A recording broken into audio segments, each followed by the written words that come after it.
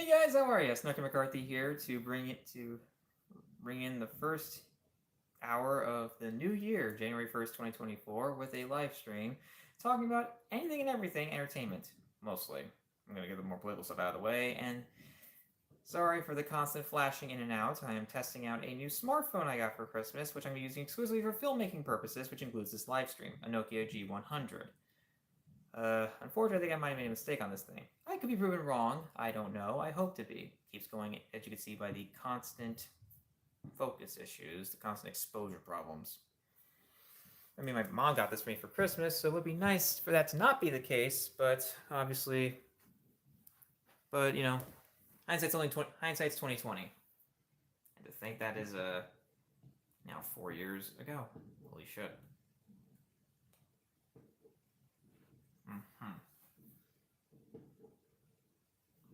Hold on, sorry about that. I was distracted by messages from friends.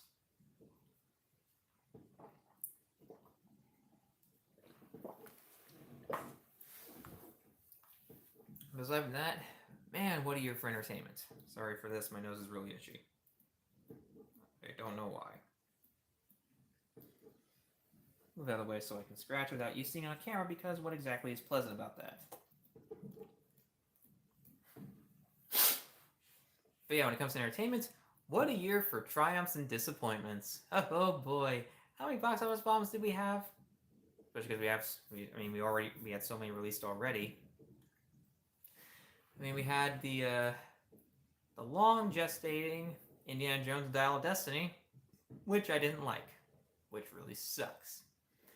Maybe it did mean well, but with Disney at the helm, it's very hard to really think that anymore, especially when they keep, once again, trying to buy shit and try to dominate the industry. But maybe it did mean well. And hey, James Mangold is a good choice for director, especially if Spielberg wasn't going to do it again. But it is unfortunate that it turned out crap. It felt tired at this point. It didn't have the same level of excitement. The villain didn't have a really inventive or creative death, so that really sucks. The time travel stuff didn't work for me. And overall, I just didn't feel the spirit. And the excessive CGI didn't really, and the use of CGI didn't help, especially Harrison Ford's face. And it sucks that it ends on this note. It really, it's kind of how I feel like about Jurassic World Dominion, how the series should have really began and ended in 1993. Began and ended in 1993. Indiana Jones should have ended in 1989, at least the film series. I know, of course, we had the Young Indiana Jones Chronicles, but that's besides the point.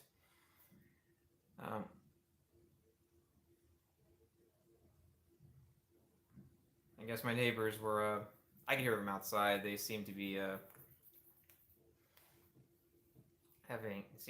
be spending a lot of time over there breaking into the new year because they're just waiting for the ball to drop or something like that. I don't know if they're watching that. Maybe they're watching the game or some crap. Okay, I don't know why my nose is itchy right now. At least I have a nose hair trimmer to try out when this is done, but whatever. Also, Scream 7 is so fucked. There is no way that thing's gonna get off the ground.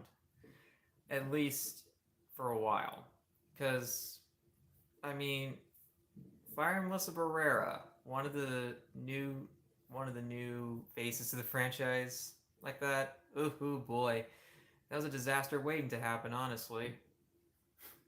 And even if you got back Nev Campbell after the pay dispute situation, even Patrick Dempsey, it's too late, man. You're not going to be able to pull that off. Or you're not going to be able to pull off numbers compared to 5 and 6. You might as well just write it off and put it into the public domain. Write it off on your taxes, I meant. Honestly, there should be a goddamn law requiring that. If you're going to write it off on your taxes, it has to go in public domain. And if you want to reverse that situation, you have to pay the associated costs adjusted for inflation. Because it would be nice to see, It's a Wile E. Coyote versus Roadrunner. Is that what the film was called? The one that James Gunn had a hand in producing and I think writing the story with. What was it? Like, was that the case? Can't remember. Really wish I did. Actually, I'm gonna try and look it up for a minute. Speaking of James Gunn, man, what a triumphant year this was for him. He managed to offer an excellent bittersweet ending to Guardians, the original Guardians lineup with Guardians of the Galaxy Volume 3. He actually got to make that after all. Fuck you, Mike Cernovich, and fuck you, Disney, for caving into pressure rather than, just ignoring that screwhead like critical thinkers would. But success for us, and we got ourselves a funny, visually stunning, mostly satisfying ending to that lineup. It was incredibly bittersweet, and I can't wait to see what happens. Can't wait to see what happens with DC. And speaking of which, the DCEU, good riddance. Thanks for nothing. I just don't know really what was expected from that. I mean, are they really expecting anything good to come out of this? I felt like it was just like a disaster bound to happen, no matter what.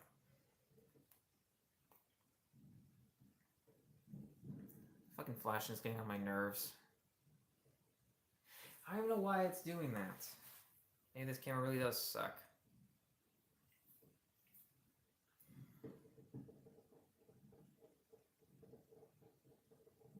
How many fireworks do these people have, honestly?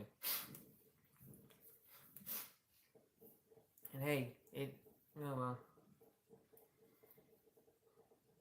And also, like, Scream 7 didn't help when it lost its director. Don't know who's going to take over this time. I mean, are they going to wait for... Are they going to wait for Bentalini, Olpine, and Gillette to become available? Because I don't know if they even want to go through this, especially considering that they loved work. Because they probably loved working with Jenna Ortega and Melissa Barrera. And I know Jenna Ortega said it was like scheduling conflicts for Wednesday, but we know. We know. And we love you for it.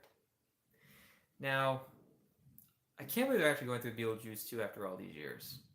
I mean, maybe it could work. I don't know. I don't really care. These long gestating sequels, the results have been so mixed. Look, I love me some Blade Runner 2049 without question, but are we really going to get that? Get anything like that? Or anything that's kind of satisfying along those lines? That's able to stand on its own very well while also being worthy of the original?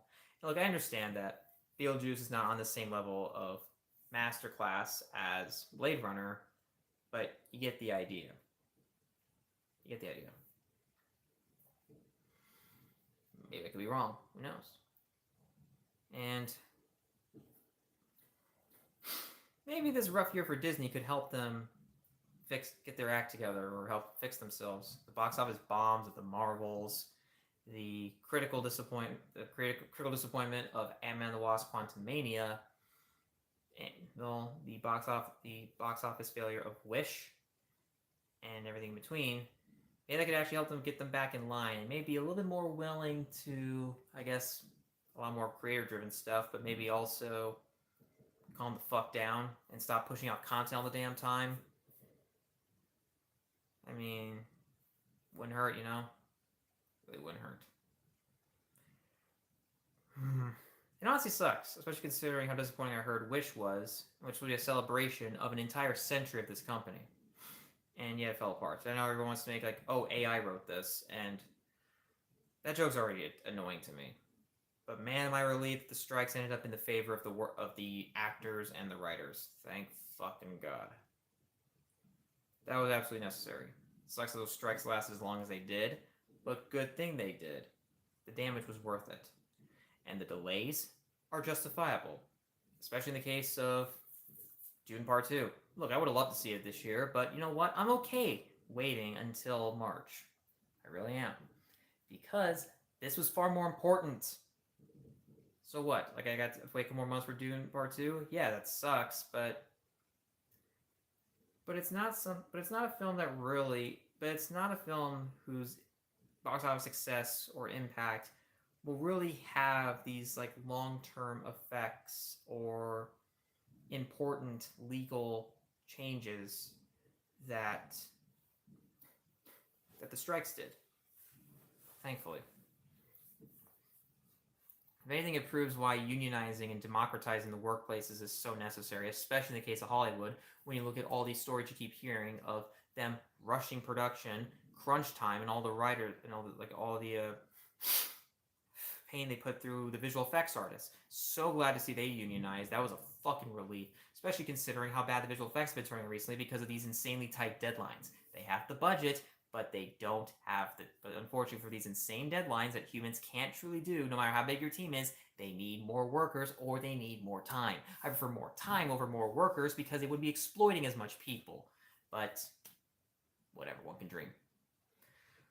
And it sucks that my favorite movie of 2023, Spider-Man Across the Spider-Verse, had unfortunately labor exploitation on its hands.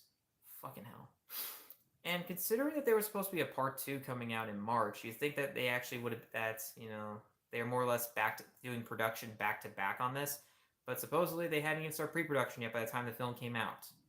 So yeah, I'm relieved it's basically been removed from the schedule and indefinitely delayed. If I have to till 2026, like till 2025 or 2026, that is fine with me. I want these guys to have more time and not be fucking exploited. Especially considering if Sony had to keep fucking fighting, or mostly if the creative team had to keep fighting with Sony to, have the film turn out the way it did. Sony, you understand that if you don't let the creators be your creators, it's going to fall flat on its face. That's one of the reasons why the fucking Spider-Man universe is such a failure. Or more specifically, you don't really allow for a good polished script and you're trying to have your own fucking franchise rather than having a strong foundation for a franchise set and then building a franchise from that. Which is what the DCEU should have done as well. I do feel sorry for the not Amber Heard and not Ezra Millers of the DCEU because it sucks seeing your work just go to waste like that, especially in the case of Batgirl being written off on taxes and then just being put into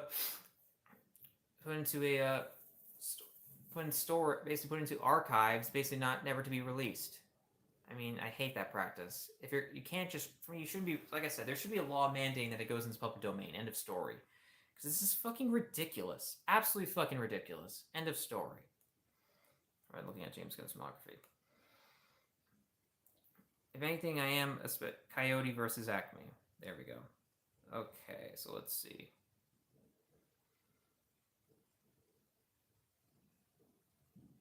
I don't know if I would really cared for Scoob Holiday Haunt, but writing it off on taxes was honestly very low, especially because the film did have some fans, and who knows, maybe there could have been some charm to that short, but who knows? Who knows?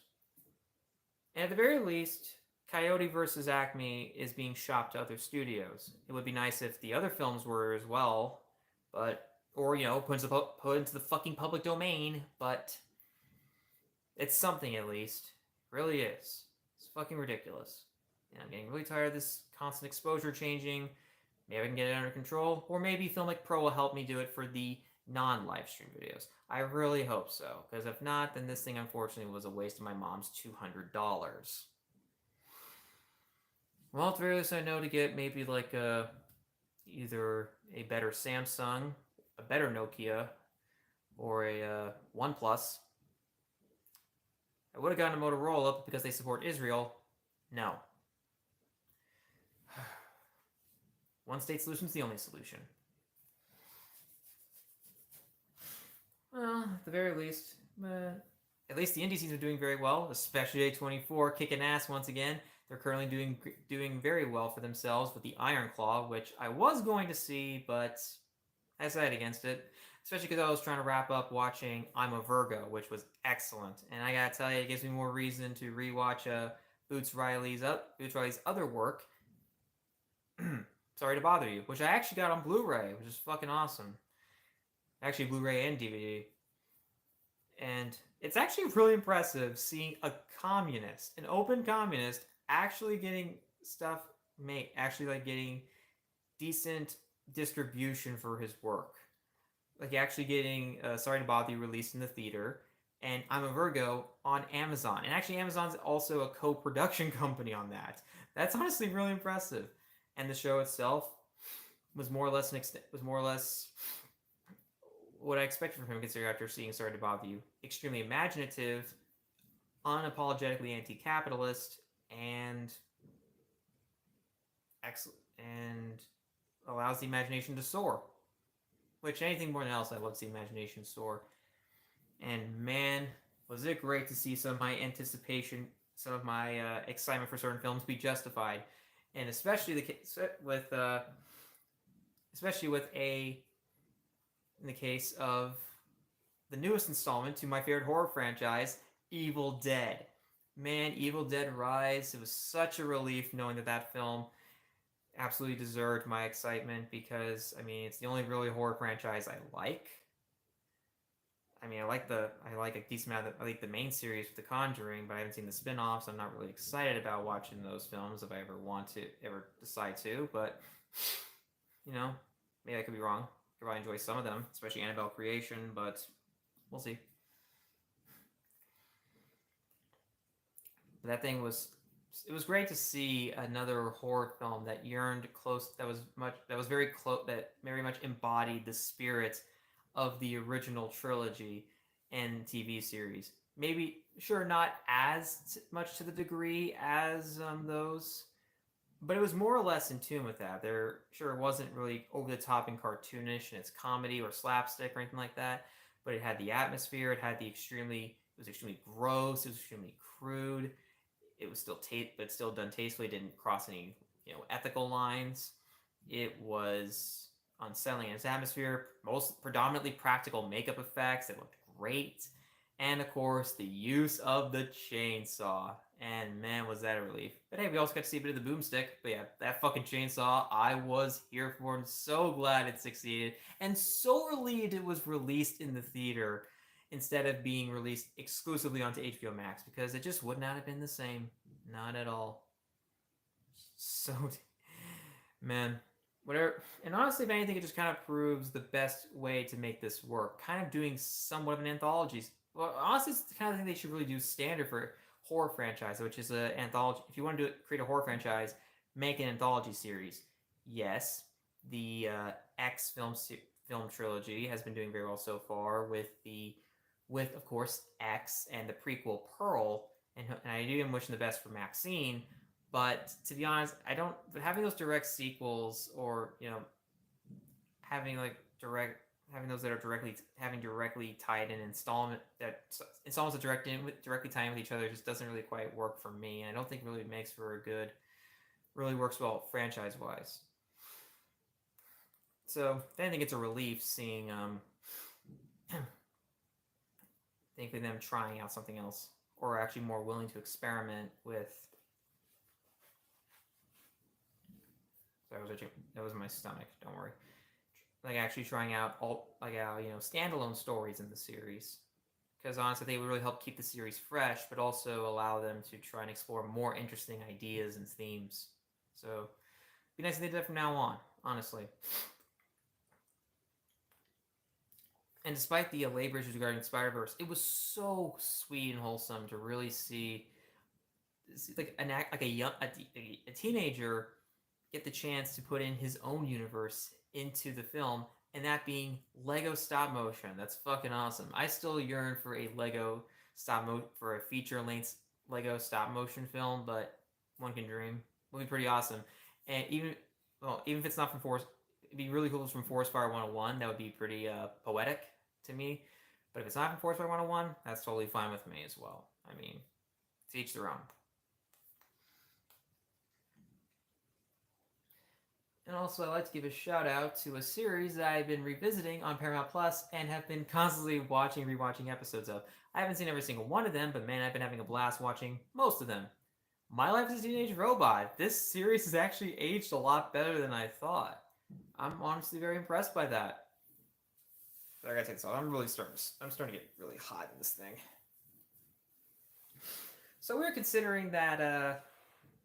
Hold on, let me put this up first. It's been for being decently cold in Texas up to this point. It's actually pretty funny or pretty impressive in that regard. So at least there's something there. Though hopefully we don't have another freeze. Fuck you, climate change. anthropogenic climate change, more specifically.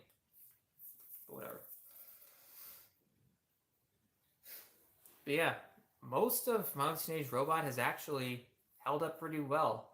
Of course, for me as a sucker of sound design, I can't get enough of the sound effects whenever Jenny is just moving around, and of course her transformations. Which, by the way, those things are so varied and fluidly animated. Tons of great comedic potential too, especially with some of her faces, and also, of course, you probably know if you know what I'm talking. You'll know if you know the show, you know what I'm talking about. When she's going to the Sadie Hawk, when she's trying so hard to get her mom to have her go to the Sadie Hawkins dance, she squeaks in excitement. Oh man, that's so adorable. So damn fun, and it was just really damn funny. That show actually there was a time where I was just watching a lot of episodes back to back, and I was just at points like literally struggling to contain my laughter. Like there were points where I was basically impulsively breaking down laughter, especially with one episode.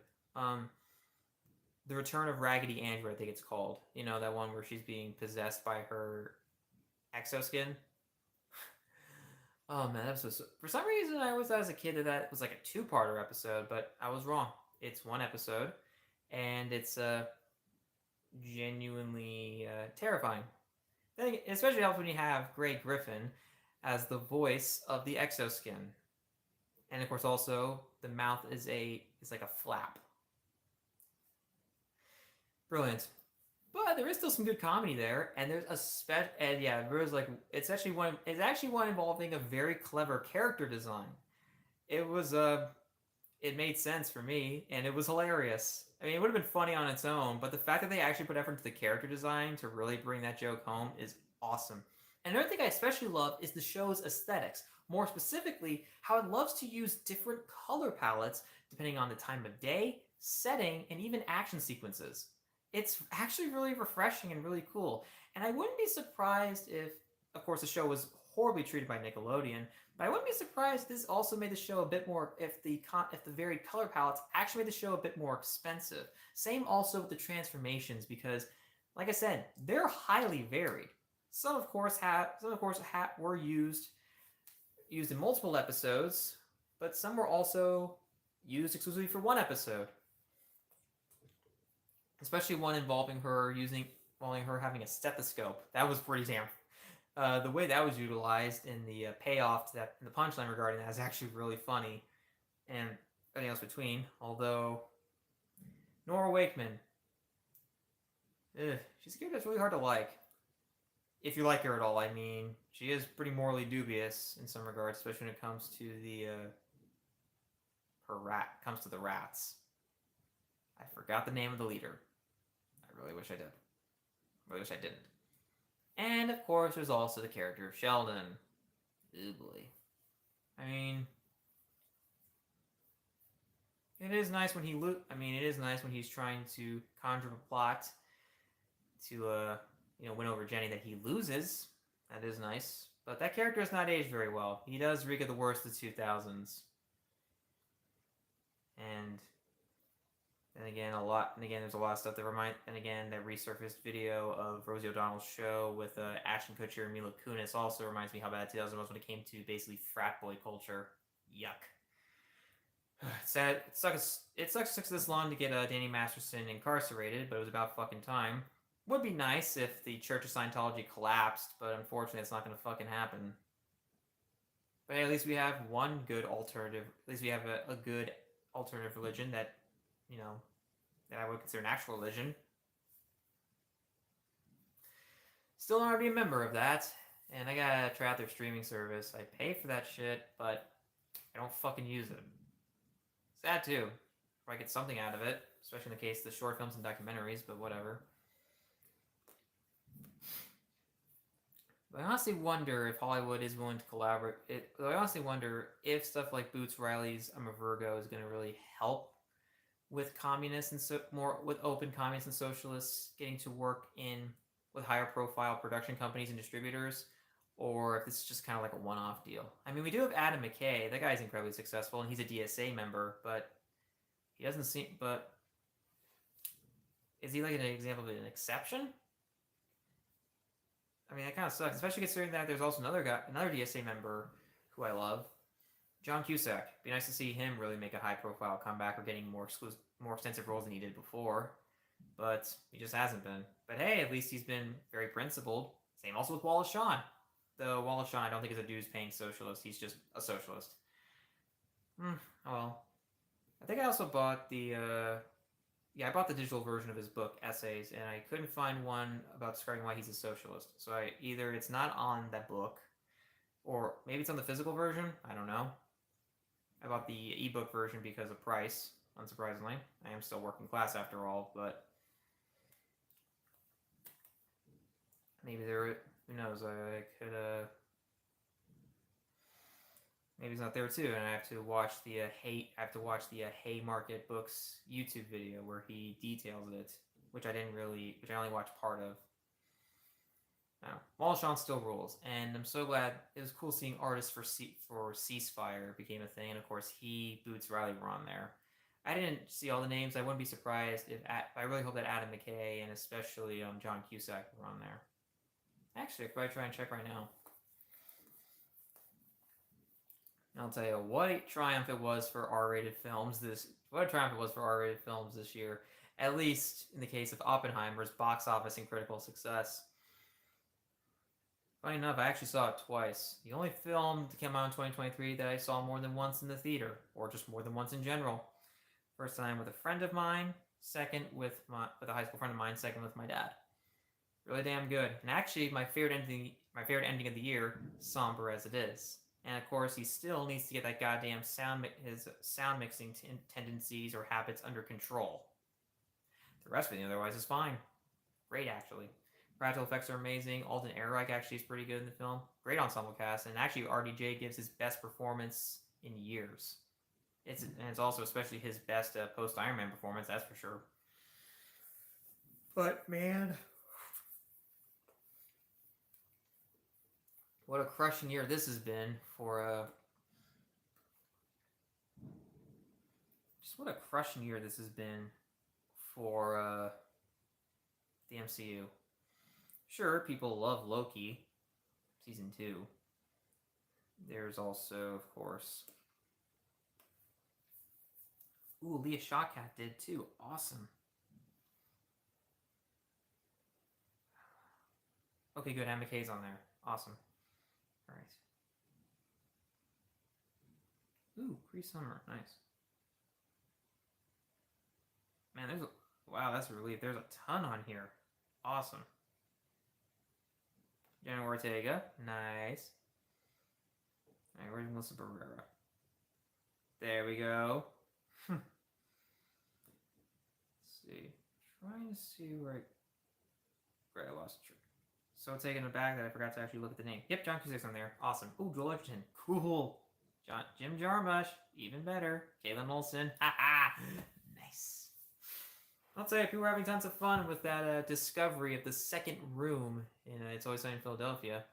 Sad part is I need to really officially start watching that show, because I remember watching a few one-off episodes, like Going America Charlie going All America all over their ass, and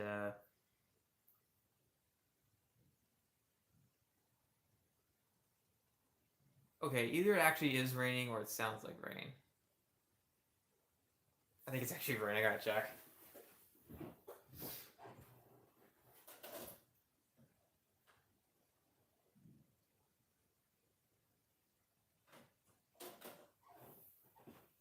Well, damn, I think it actually is raining. I can't be entirely sure because it's not that well lit out there, but I think so. Ugh. Yep, that's or at least it was like that special kind of firework that, just has endless explosions until, for extreme periods of time, then it just stops. And I'll tell you, who would have thought that A24 would have a horror film that actually, box office wise, outdoes Hereditary? I mean, wow, hot damn.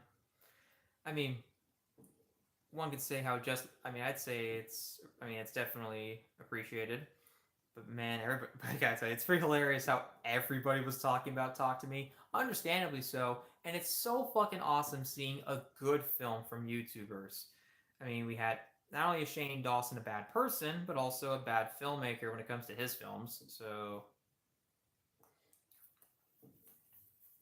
that's unfortunate. And of course, we also had the Smosh movie, which yeah, they didn't have anything to do with creatively. They were just starring in it, but that's quite embarrassing. But instead, we have people who showcase themselves as great filmmakers on YouTube, making a really good feature film. And they also decided to pull a Ty West and film a prequel back to back. Yes, Ty.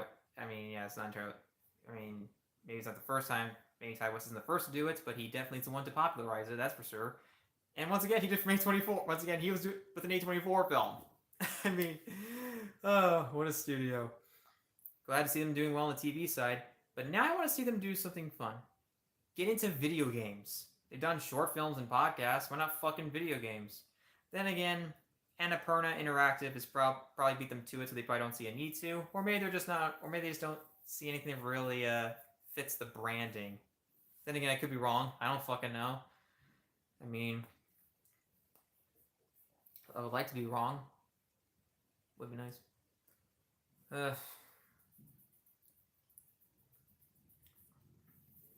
Who knows?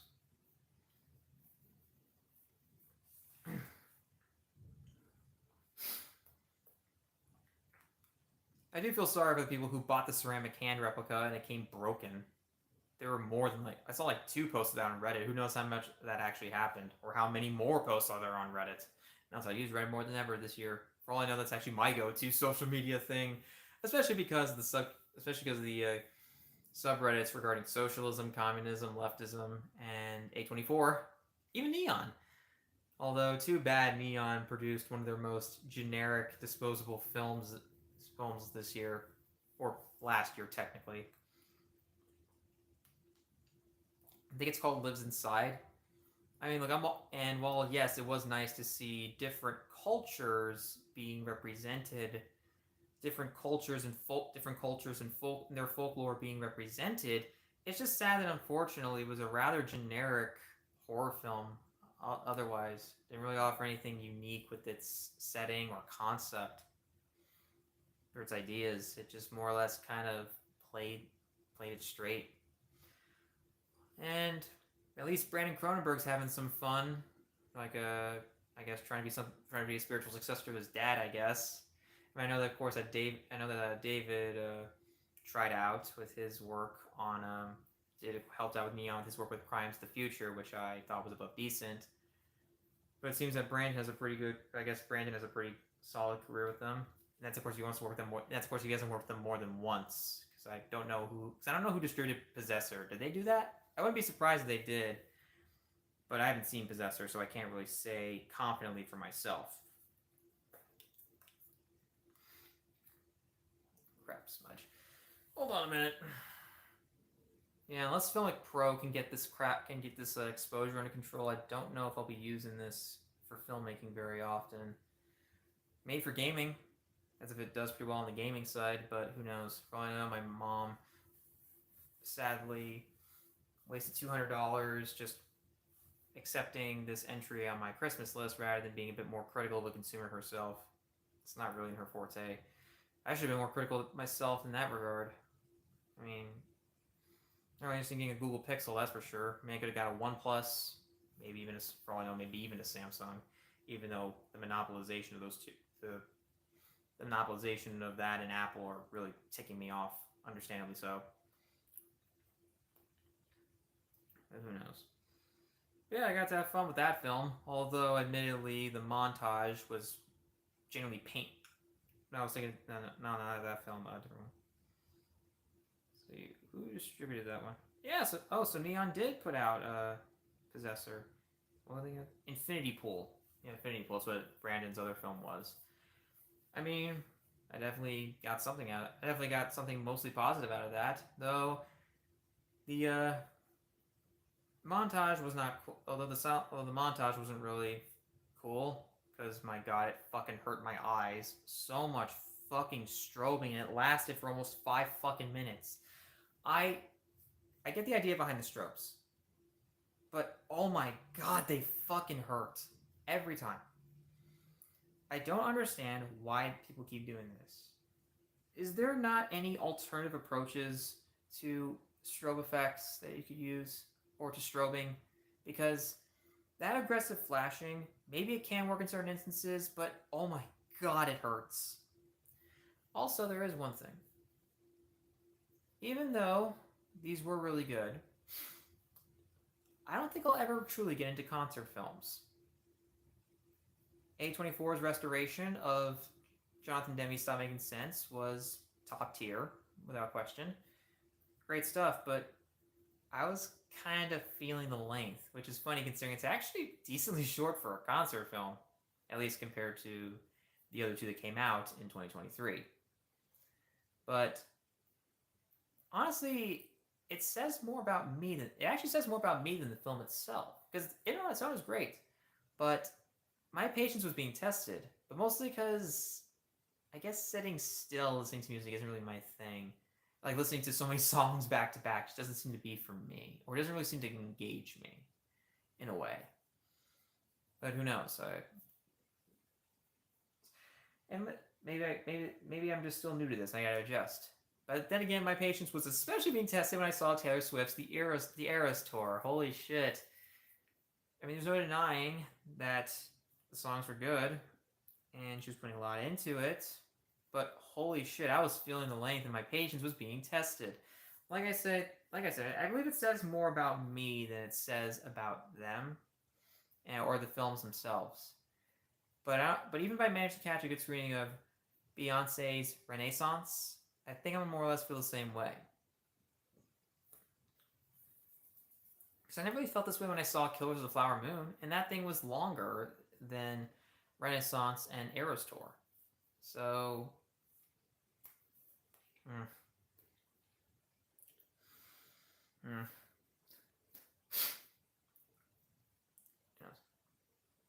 And also, what a year for what a year for video games. Of course, we have tons of indie darlings, but also one of the great, also a dream come true for me.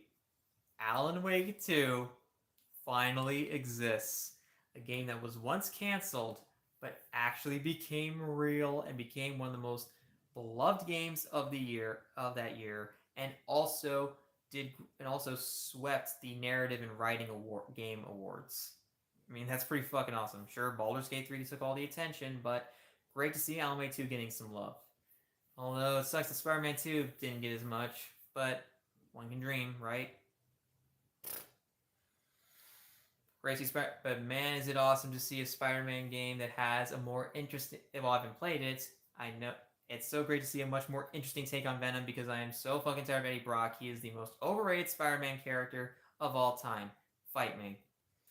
Great to see it be Harry Osborn, as of course was alluded to in the post-credit scene of the first PS4 game, and I believe the Miles Morales game.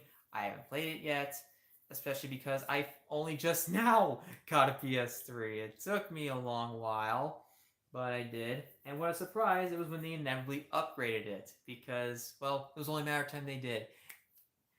So, yeah, it's currently a different location, far out of town, different state, but once it's here, you bet your ass that during the weekends, I'm going to be plugging hours on top of hours into this thing.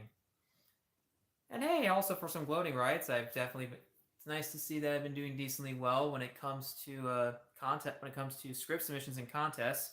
Sure, I never really got as high as a quarterfinalist, but I did also do something pretty impressive, at least in my eyes. I pumped out 4 one-page horror scripts over 2 days. Thankfully, thankfully the foundations or the ideas I had were already set in place before I wrote all of them, so that's a relief. But, that many. All done one page. Only one, which is actually I think the one I'm most proud of, or my personal favorite at least, that one took so much re-editing. So much editing to do, more than any of the other scripts. But I'm so glad I put it out, and I really do hope that at least one of them, particularly that one, makes it into the contest in particular. Because a lot of work, I had a lot of fun, really let my imagination go crazy, and it was such an honor. I do hope to see the Iron Claw either today or maybe next week, because considering the Renaissance film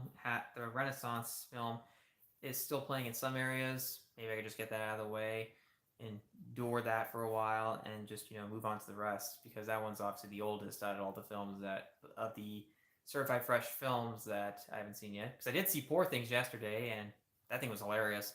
In fact, it's currently a fight between that and Barbie for the funniest film I saw this year. Fuck you, reactionaries. I had a really good time with Barbie. I was laughing my ass off tenfold. Songs were great. The production values were outstanding. So, and Ryan Gosling stole the scene. It's great to see Margot Robbie in a box office success again. It sucks seeing that her career had been stumbling thanks to Birds of Prey, among other things. But thank fucking God for that. Such a relief. And while not my favorite film of the year, glad to see it grossed high. And it's really great seeing a Christopher Nolan film nearly do gangbusters at the box office, making almost $1 billion. And it's an R-rated film, his first one since Insomnia. That's great. That's quite a hell of a triumph and gloating rights, if you ask me. And it's great to see R-rated films doing well, though I'm still very concerned about Joker Folie à Deux. What, Folie à Deux? Is that how it's pronounced? I haven't taken French since high school. So it goes on there. I don't wish on it at all. Although there are some things that are pretty cool. And that is some Christmas gifts I got. First is the illustrated version of Frank Herbert's Dune. I've glanced through some of the artwork. It looks great. Can't wait to try this out. And also, here's one that really surprised me when it came, not in regards to me getting it, its size. Craig Thompson's Blankets. I want to do some more graphic novels. Holy shit, this thing is huge. Also, for some of the images I found, push the boundaries into R rating. If there is any rating for you could give this thing, or TVM, anything, how you please. But also my personal favorite is this. My first ever copy of a script. I really do hope to get Oppenheimer, and especially Inception, and even the Dark Knight trilogy, among other things. Obviously anything from Christopher Nolan, but especially Inception. But the fact that I have this one, have the Charles Center and Spotless Mind, one of my top 10 favorite movies of all time, my favorite Charlie Kaufman script to this day, and of course, everything else. And of course, the fact that I have this script. Can't wait to see what happened when it came to, from page to final project, and everything else in between. It's just truly something to behold, if you ask me. It looks, formatted accordingly.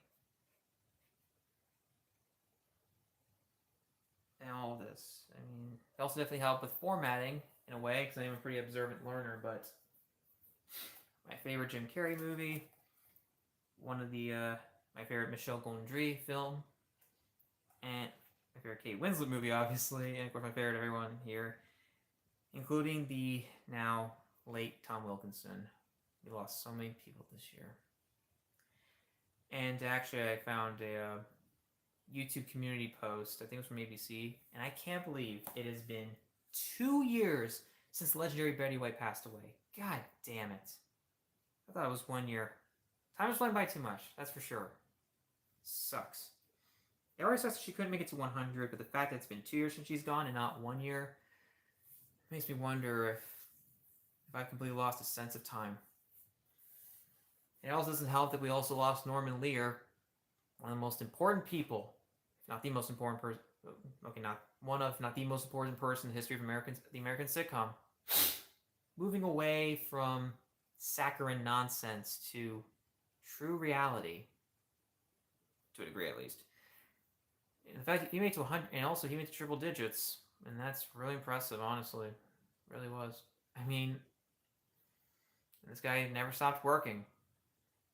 still continuing to help advance sitcoms that, embrace reality, that talk about real things, about real people, real issues, and be willing to explore difficult topics, but not forgetting heart and especially humor.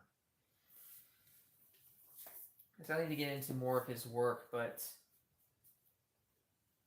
we owe so much to him, without question, especially considering the single cam sitcoms and TV shows that we have today that are really digging into more issues, especially regarding class, systemic racism, transgenderism.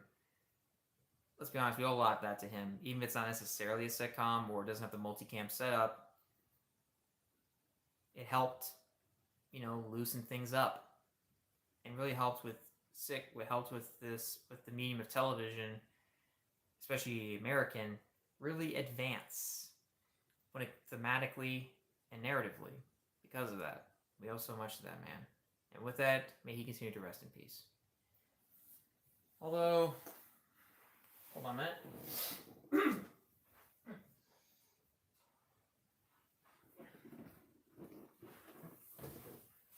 Tragic as his passing is, constantly flashing his name, constantly flashing, in memoriam of him on TV Land after every commercial break diminishes the effect, if you ask me. Having it be for not just the sitcoms, but for, I guess, every new episode that was of a sitcom that was about to start, I think would have helped. One could argue that diminishes the effect as well, but doing it all the time I don't think it was really the best move. But who knows? And it's very unfortunate that that addiction basically took Matthew Perry from us. A man of great talent, beloved character in Fallout New Vegas, and a man who fought so hard to combat drug abuse, alcohol addiction, and all of these things. It's unfortunate that he ended up being taken from us due to that. Unfortunately, no, sorry about that. That was bad. That was a really bad choice of words. It's unfortunate that such a thing ended up taking him from us in the end. A talented guy. Not everything of his was a winner, yes, but he dedicated himself to his craft. A legendary character in Chandler. And also, he fought hard against a suggested idea that Chandler would cheat on Monica, which is dumb and also would have been out of character in my eyes. And just a man who meant the best. He had the best of intentions, and he tried to bring joy to the world and bring commitment to his work. It's just unfortunate that there was so much darkness lying underneath him. And yes, comedy comes from a very dark place, but it's unfortunate. It really is, especially when it ends in a tragic and far too early passing. That shouldn't be happening at all. It would have been nice for Tom Wilkinson to make it to his 80s, but he had a long storied career, that's for sure. I mean, Eternal Sunshine of the Spotless Mind is one of his many late period triumphs in my eyes. His work in Selma, his LBJ, and so on and so forth. He brought a lot to the table, and while it's unfortunate that he passed, hopefully he's at peace. And the same goes for Perry. It would have been nice for him to continue trudging on and continue triumphing against drug addiction, drug abuse, but unfortunately there's only so much that such a body can take before it gives out. I wish it didn't happen at all, but there's only so much within our control, and only so much that we can dream of. But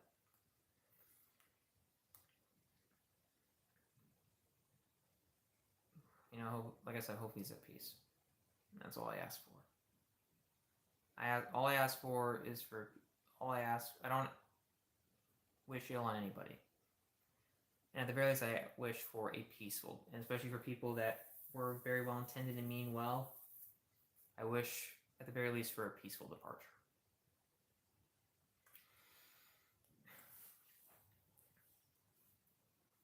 Let it be known, though, Mr. Perry, if there is an afterlife there and you're hearing this, and you find this message anywhere, it was not in vain. Thank you so much for your commitment to your work, and may it continue to persist.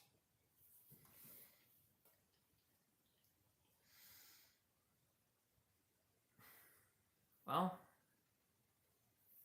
slide up a bit.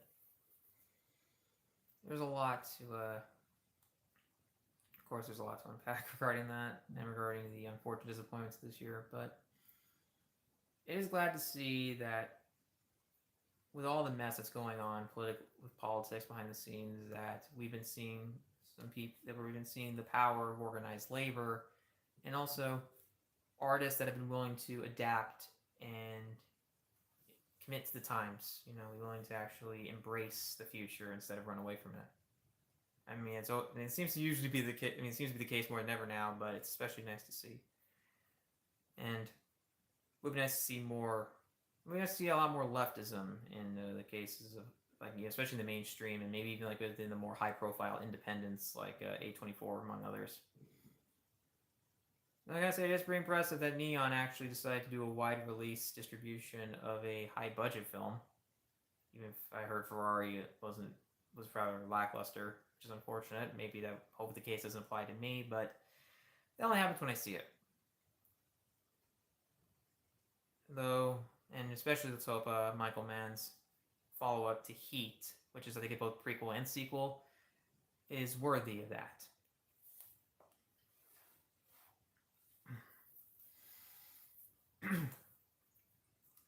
But it'll be nice to see it. But we have a lot to look. But I think there's still a lot to look forward to, especially when it comes to indie gaming. Nice to see what David Szymanski has next, considering how much I loved finally playing at Dusk. I mean, I had such a blast playing that, although I had such a facepalm-inducing moment because I forgot to, because I thought the game autosaved. It didn't, and accidentally loaded the game. Turns out it was from all the way from chapter 2, I think it was called. So yeah, I had to I think it was chapter, it was 3 or 4 chapters, and it was a chapter 5, I think, chapter 6. It's mostly as I play the game, so I can't remember how many chapters there are and how far I was. But I basically had to replay all of that, and I made sure I basically manually saved after every new level I started. It was ridiculous. So funny, but man, when I play the game, so damn satisfying. It was fun, and it truly embraced the spirit of 90s FPS in the best of ways. It was so wonderful. Can't wait to see what he has next, and I would really like to see more retro-style games like that, and hope to be getting some more soon. Great to see how Tears of the Kingdom turned out. Glad to see many people were satisfied with Baldur's Gate 3. Glad to see that Armored Core still got it. Glad to see From Software hasn't abandoned that franchise. And,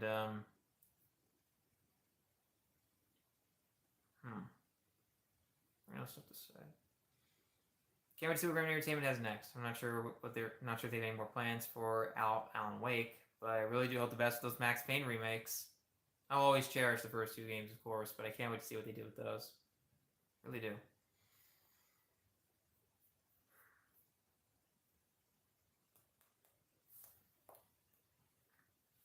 With that, I think we're coming to the end of this, so I'm going to go ahead and do a bit more wrapping up here.